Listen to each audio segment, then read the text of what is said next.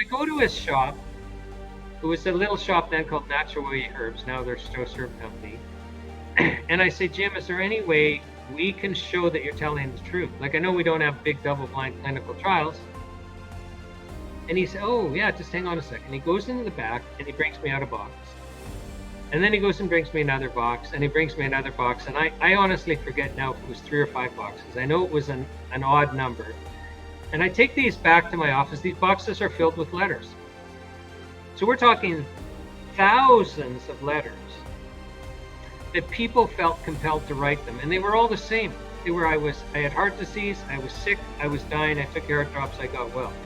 I can't enter a single one of those in court, pure hearsay, but I can call the authors of these letters to take the stand, to swear to tell the truth, to tell the truth. So at trial, I had 5 middle-class professionals.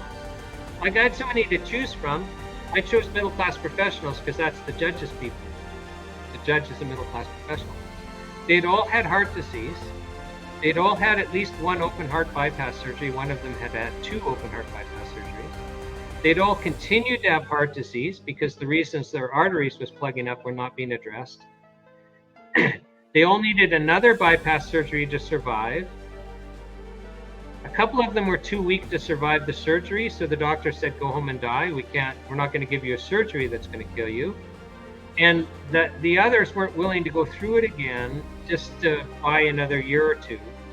So for all of them, the approved Health Canada treatments were a death sentence. They all come across the heart drops, usually by naturopathic doctors. They all get well.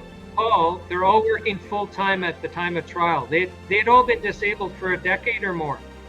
And you can't fake that.